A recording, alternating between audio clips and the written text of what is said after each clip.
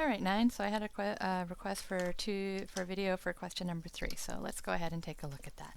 So first, let's try to understand the question. So it says in a regular polygon, the ratio of the measure of the exterior angle to the measure of its adjacent interior angle is 1 to 4. And how many sides does the polygon have? So it's talking about this idea of ratio. So remember, ratios we can write as fractions. So we need to know what the numerator and the denominator is. Well, it tells us it's the exterior angle is going to go in the numerator, and the interior angle is going to go in the denominator.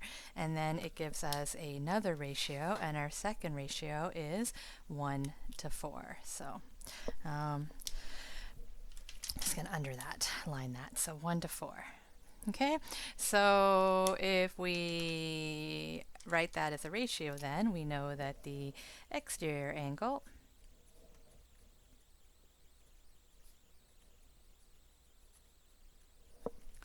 over the adjacent interior angle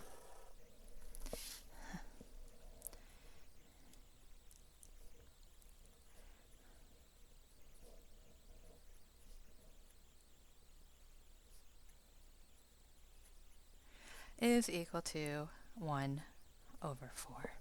So now we kind of want to figure out, well, this idea of the exterior angle and the adjacent. So adjacent means next to. So if we draw ourselves a random polygon, I'm going to just do a triangle.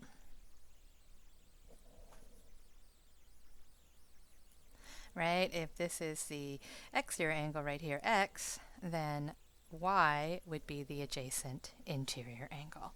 Okay, so we're going to go ahead and use what we know about exterior angles and interior angles to solve this problem. So I know that x, right, is, I know that the sum of all of my exterior angles would be 360.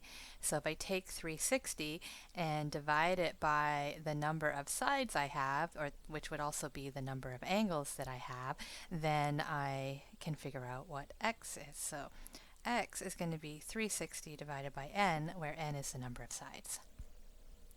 I know that y, right, is, once I know what the sum of all the interior angles is, so n minus 2 times 180, or 180 times n minus 2. Once I know what the sum of all the interior angles is, then I just need to divide by the number of interior angles to find out what that interior angle is. So here, the sum of the exterior angles divided by however many sides I have. Here, the sum of the interior angles divided by however many sides I have. So I can go ahead and put that into my fraction. So I know my exterior angles, or x, is going to be 360 over n. And then I know that that is going to be equal to the adjacent interior angle, which is n minus 2 times 180 all over n, and that's going to equal 1 over 4. So the first thing I want to do is I want to make sense of this side. So I have to simplify it. So we have to remember some of our fraction rules. So let's go ahead and take a look at our fraction. So let's say I had 1/2 divided by 1/3. Well, I know that's the same thing as I take the numerator and I multiply it by the reciprocal of the denominator, so 3 over 1, which would then be 3 times 1 over 2 times 1, or 3 over 2. Okay, so when I have something like this, I can do the exact same thing. So I'm going to go ahead, I'm going to have 360 divided by n multiplied by, and now I take the reciprocal of this. So you remember the reciprocal means just to flip it.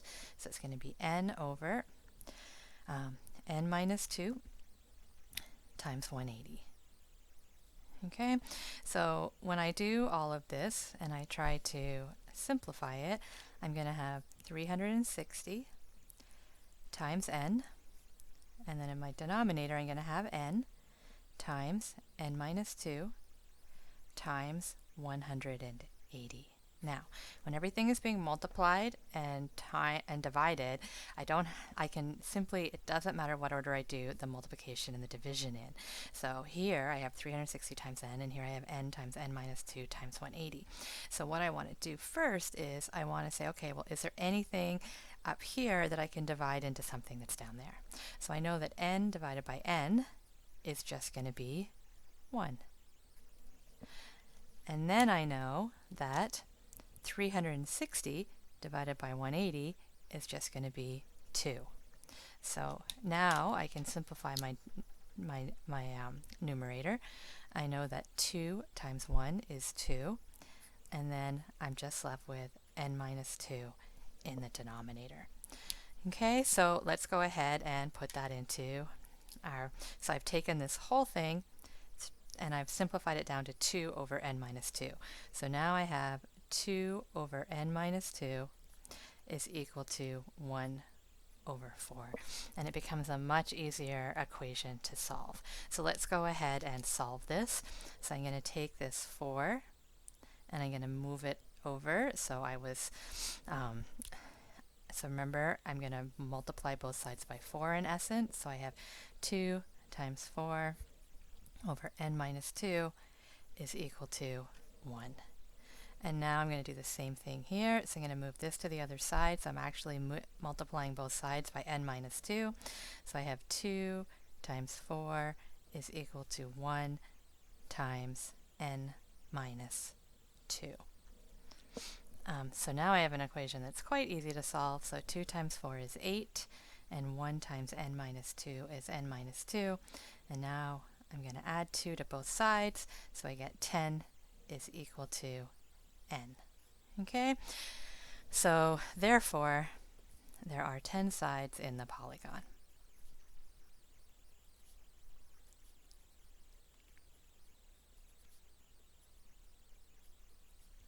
So this is a nice little thinking question. It's pretty complex. There's lots of different steps.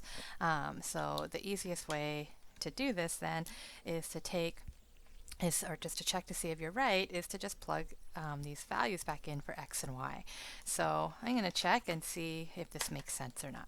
So first, it's 10 sides, so 360 divided by 10 is going to be 36. So let's go ahead and do that down here. So I have x is equal to 360 divided by 10. So this is just my check.